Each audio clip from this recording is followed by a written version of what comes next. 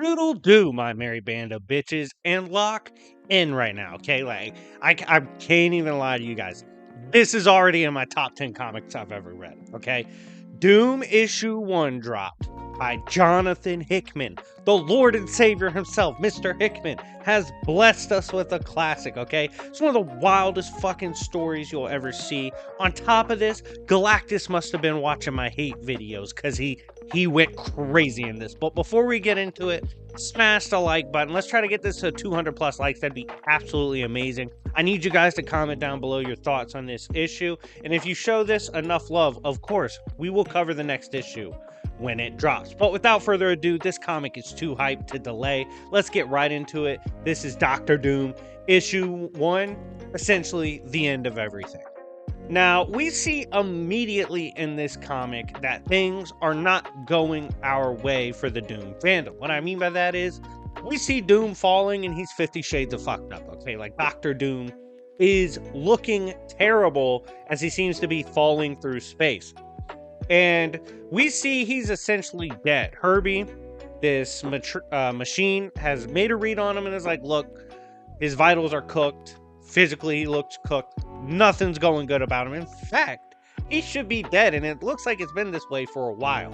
Why is he not dead? And we see Herbie is speaking to Valeria Richards, who, by the way, is one of the goats, especially when Valeria is hanging out with her Uncle Doom. And she's like, he's not dead because of magic, dummy. Now get him on the ship because I need to talk to my uncle. We then see that Valeria is observing this extremely fucked up Doom. Like, Doom got hooked. It's so obvious. And she's just looking upon him and she's like, man, Uncle Doom, like, I can't believe he ran up on him and got done in. Now, when you're reading this, you don't know what's going on. You're like, who the hell did Doom run up on and get sent hooked back? Like, that's not many people are really doing that, especially when we know, like, Dr. Doom isn't going to leave Earth. Dr. Doom isn't going to go up into space for no reason. Like, if he does that, he's prepared for whatever he's fighting. So we know the fact that he's here absolutely cooked is crazy. And Valeria is looking for a place to take Doom where he can heal comfortably. And she's like, where can we go? Shi'ar's cooked. Like, we can't go over there. That would have been a perfect place, but everywhere's getting cooked. And they decide to go to this massive head. Doom had clearly made some massive armor, as we can see from this floating head. It's insane to see. It's bigger than a ship. And we see that this indeed was a ship. It was a Doom Titan, which is like a massive armor created by Dr. Doom. And we find out via Valeria speaking on what she's seen here and talking to Doom, who just got resurrected, essentially. She's like, yo, you went off to fight Galactus in your Doom Titan, and you lost. We went through all the memory files of the machine. You got cooked. You did pull up on him, but you got cooked. And she says this is even crazier because by all readings, all metrics, all forms of measurement, Doom, when he pulled up for the ones, should have and could have won the 1v1 with Galactus, which is crazy. But where Doom got fucked up was he didn't know Galactus had been on his grind. He didn't know Galactus was in his bag. And she said, where you fucked up, Doom, where you fucked up throwing hands with this absolute beast, is that you assumed he could not go beyond what he was. He couldn't go beyond being a universal constant. And unfortunately for you, when you ran up, that's exactly what he was. We then see that Doom lost to this amped Galactus. This Galactus that's absolutely in his bag. He's just been cooking. Doom lost, the Doom Titan fell, and then he broke Dr. Doom and proceeded to move on. Now, this is crazy because, of course, there's been variants to Galactus. There's been various stages of power to Galactus. But it's specifically stated that this type of Galactus had never been seen before. This was a Galactus that was both rampant and ravenous. This was a Galactus who gave in to the hunger, almost becoming the hunger itself, which kind of reminisces of that old time when they made like this hunger entity that embodied Galactus. It's kind of weird. I don't think they ever mention it again, but I kind of wonder if it alludes to that. We then see this Galactus had started cooking everyone. after he beefed with Doctor Doom. I mean, if you cook Doctor Doom, you are going to be like, hey, I can cook anybody. And that's exactly what he did. As we see, this turned up Galactus was making worlds fall, racing entire civilizations. It was a full-blown apocalypse across the universe. That's when we see, eventually, Galactus made his way to Earth. And when he did so, he was pulling up on a Reed Richards who was fully preparing. This was a Reed that saw Galactus fight Doom. He saw Galactus tearing through the universe, and he tried to solve the problem. He got with the greatest minds. He got with literally every hero on Earth. Even beings like the Maker, Thor, Kamala Khan, Hulk, they're all here. And he got with them to team up and to pull up on Galactus. And they were deep. I mean, when you see the cut-through panels of how many fucking heroes there were there, oh my God, it's ridiculous. They literally had everybody on the roster, except, of course, Doctor Doom, who got cooked.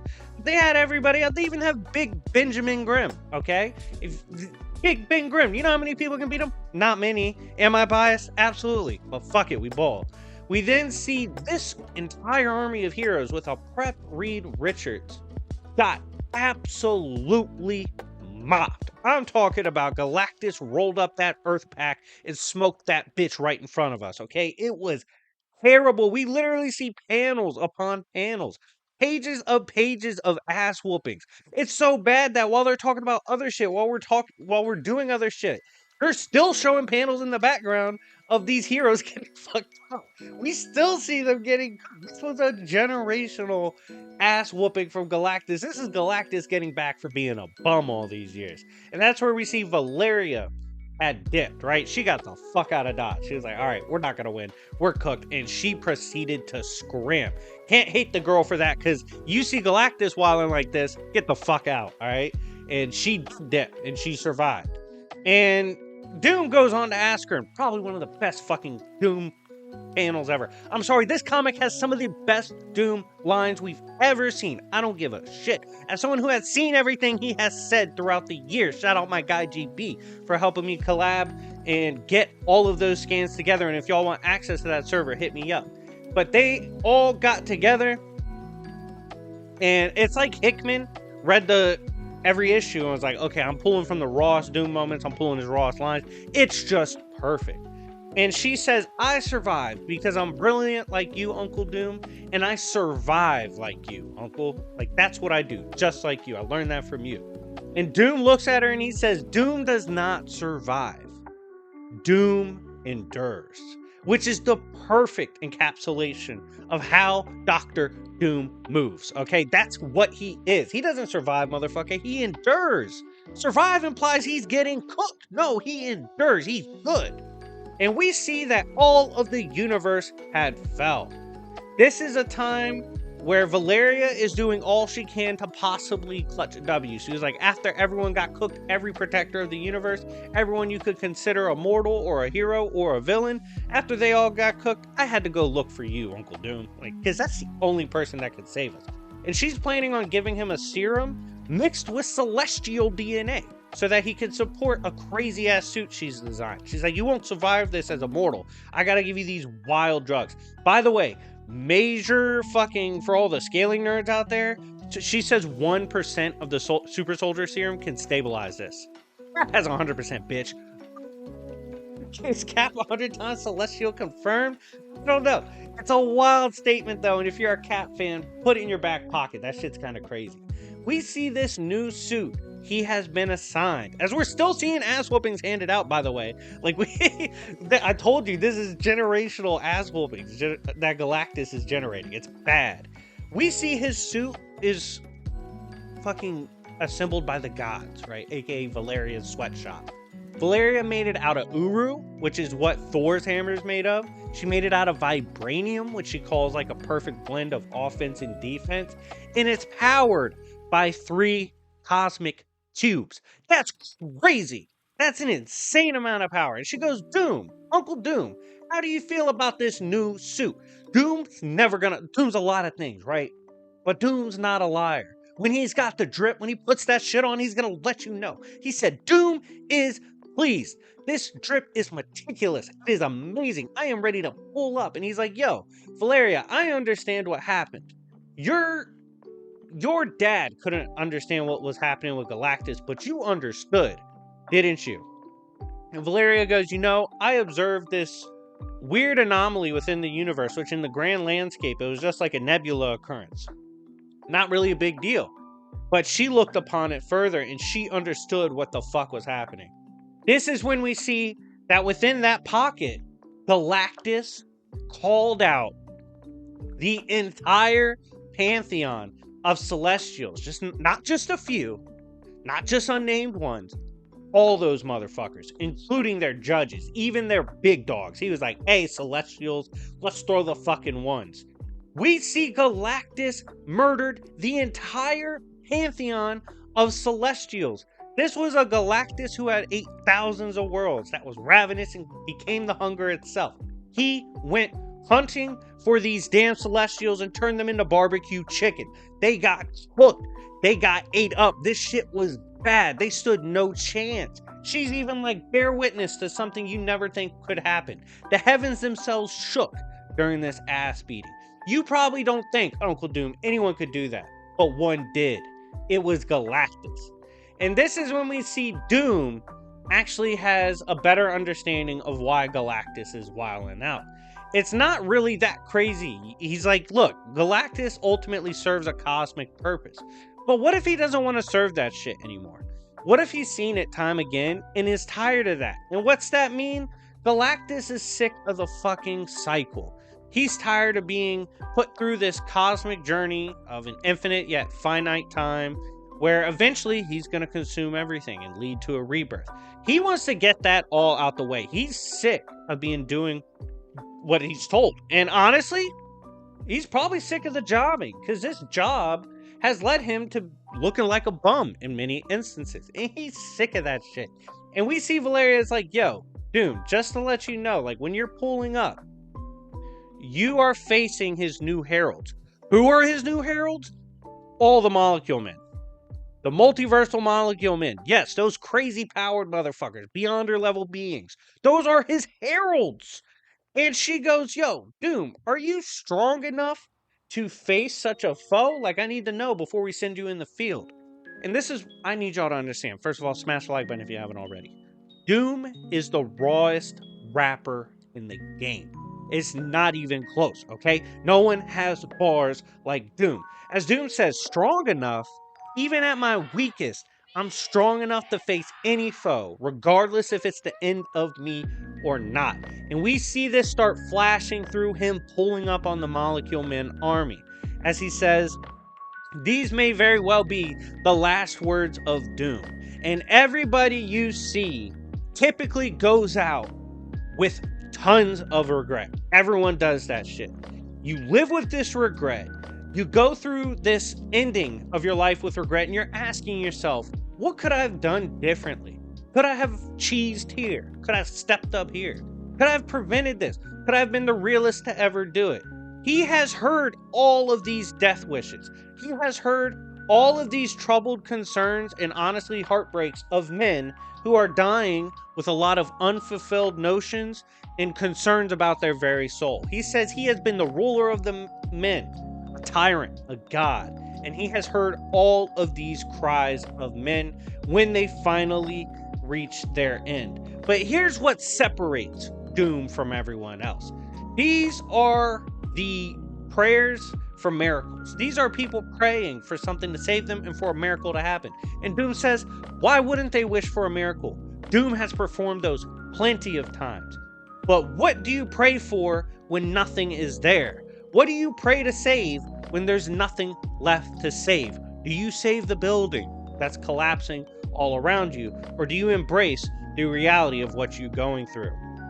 And Doom, we see, does not rely on such miracles. He is much more in tune with the reality of things. He does not pray to the gods who remained. He simply nuts up, shuts up, and gets the fucking job done. He pulls up and cooks when no one else thinks it's possible to do so.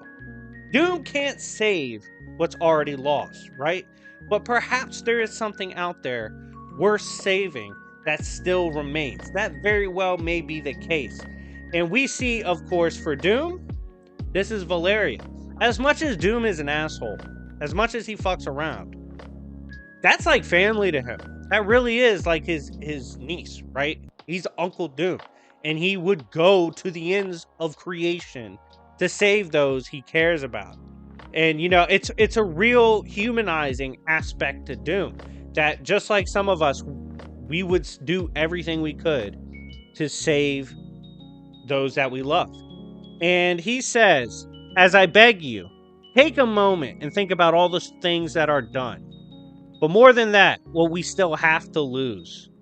And he asks Valeria if she can hear him. As we realize at this moment, this is the celestial machine that resets all the cosmos. Doom doesn't know how to turn it off. What's that mean? He has to go inside of the machine itself. He enters this cosmic resetting machine. It resets narratives, multiverse, all that. It's crazy. And he tells Valeria, look, I just need to know how to override this with power and get it done. And she goes on to tell him, like, Uncle Doom, I want you to know, like, we both know what this probably means in these actions you're taking, but you always showed me how to stand up for myself, how to protect myself, and be the best version of myself. And for that, Uncle Doom, I will always love you. And then we see Doom is in this battle with this god form of Galactus, right? And he talks about looking back on all the moments you've lived and how you judge yourself based on what you've done. Your actions, your inactions, your righteous actions, your sins, everything. And he says, I'm not being nihilistic. I'm not hating or anything like that. But we all know this day will once come. And he says, in that moment, in your final moment, when you face whatever may bring the end to you, keep your head held high. Do not weep for the sins you have. Go forward unwashed. Go forward unbothered. And in that final moment of defiance, when you are left with all that you have, which may very well be nothing, in that final moment that concludes all that you are, embrace Doom and laugh in its face. And that's when we see the tribunal, eternity, Watcher looking down as Doom faces off with the Galactus that ended everything. This is a crazy fucking comic. Like I told you guys, it's practically flawless. Like, there's not many things you can say about this that isn't amazing, okay? This was basically a flawless comic. I want to know what you guys think. Shout out to my guy, Jonathan Hickman, for giving us a classic. And yeah, anyways, it's been your boy, Dr. Goon, and I'll see y'all later.